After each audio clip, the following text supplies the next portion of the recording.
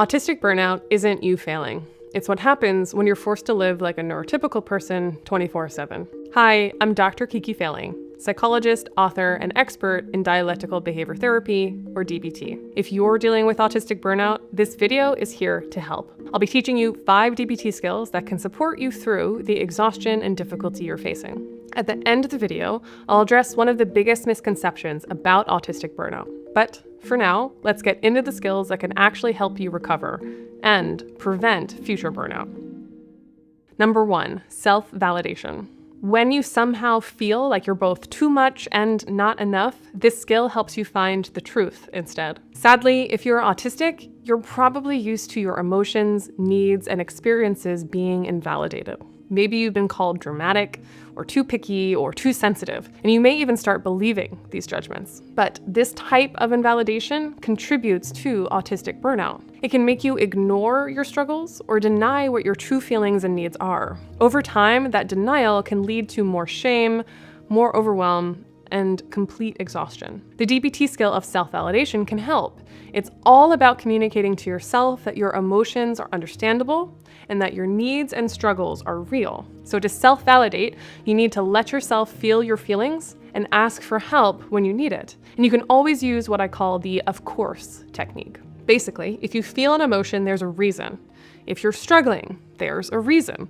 And self-validation is finding that reason and saying, of course, this makes sense. So of course I'm exhausted. I spent the whole day under my office's painful overhead lights. Or, of course I feel hurt. She called me weird for wearing headphones. Or, of course I don't want to go there. The crowd noise is always totally overstimulating. Autistic needs are real. Autistic burnout is real. Self-validation helps you learn to trust your experiences and fight for what you need. It's a necessary first step in preventing and recovering from autistic burnout. Number 2, pleases. Your body really does keep the score when it comes to autistic burnout. This skill helps you prioritize the self-care that you need. Pleases is a DBT acronym. If you want the full breakdown, check out the video linked in the description box below. But here, I'm going to focus on what matters about this skill. To take care of your emotional health, you must take care of your physical health. When you're in autistic burnout, your body's resources are exhausted. It becomes incredibly important to eat, sleep, stay sober, take your medications, and fulfill all of your basic needs. As an autistic person, this also includes taking care of your sensory health. Your sensory needs aren't preferences. They're genuine health needs, just like exercise or nutrition. In burnout, you might become even more sensitive to certain lights, sounds, and textures. Do what you can to reduce overwhelming sensory input. Wear earplugs or headphones, turn down the lights or wear sunglasses, let yourself eat your safe foods and wear your comfy clothes more often.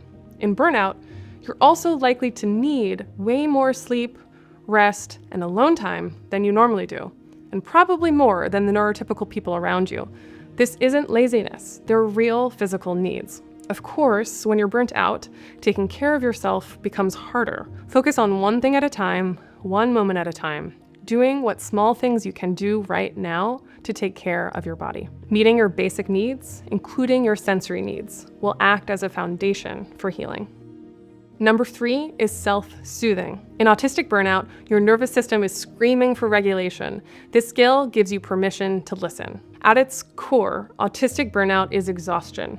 Your body is vulnerable and needs special care. The DBT skill of self-soothing is all about using the senses to nurture and physically comfort yourself when you're struggling. You can use any of your senses to self-soothe: sight, hearing, smell, taste, and touch, as well as temperature, pressure, or movement. So try wrapping yourself in a weighted blanket, watching a burning candle, eating crunchy treats, or listening to your favorite music on repeat, or moving, swaying, or spinning your body. If this sounds like stimming, you're right. Stimming is repetitive, self-stimulating behavior that helps someone regulate. All humans stim. Autistic people just need more of it. Sadly, you've probably been judged for stimming, causing you to stop, hide, or change your stims. But stimming is crucial for autistic burnout recovery. You'll likely want to stim more than usual or try new stims. This is your brain trying to cope with overwhelm. Honor those needs instead of suppressing them, at least when it's safe for you to do so. You can think of stimming and self-soothing as emotional first aid. It doesn't solve what caused your autistic burnout, but it helps you feel more stable as you recover. Number 4, accumulating positives in the short term. Your autistic special interests aren't obsessions you need to limit. They're exactly what your burnt out brain needs to recharge. Accumulating positives is a skill from DBT designed to help people improve their emotional resilience by purposely doing pleasurable things. You do things that make you feel happy, connected, or content. Turns out that having fun is important for well-being. For autistic people, special interests are a major source of fun, pleasure, and joy. During autistic burnout, spending time with your special interests can be incredibly healing when you have the energy. In burnout, you might feel too tired, disconnected, or overwhelmed to enjoy your special interests in the way that you normally do.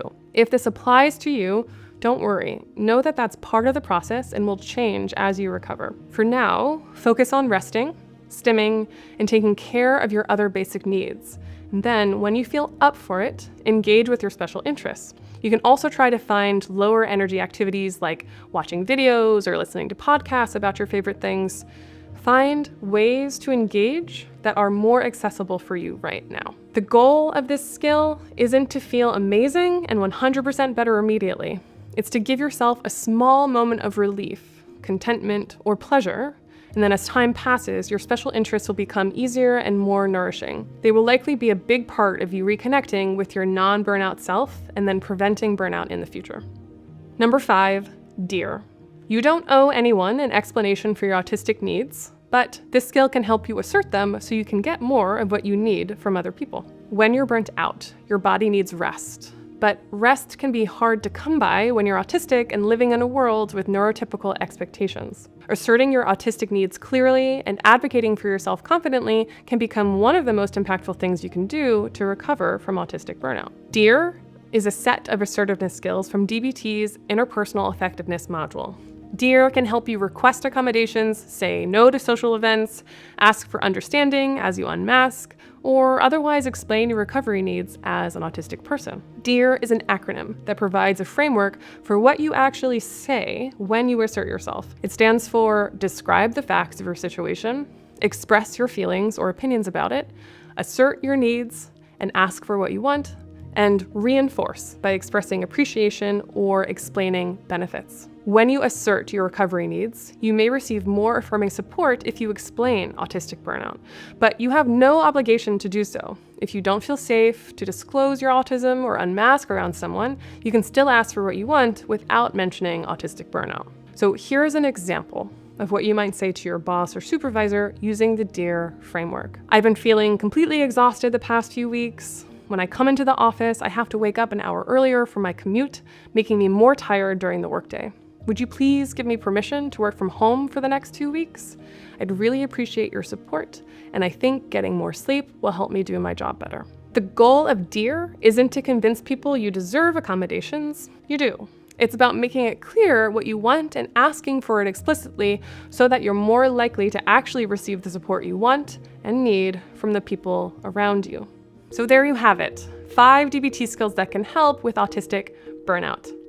Before we end, let me address that big misunderstanding about autistic burnout. Autistic burnout is not the same as depression or typical work burnout, and its recovery shouldn't be treated the same either. Autistic burnout is physical, emotional, and mental exhaustion that can overtake your entire life. It amplifies autistic needs, so you're likely to have more executive function difficulties, feel more sensitive to sensory input, and need way more stimming or alone time than you normally do. Autistic burnout isn't a medical diagnosis, and you can have depression or occupational burnout at the same time as autistic burnout. But the typical treatments for depression and occupational burnout can actually make things worse for autistic burnout.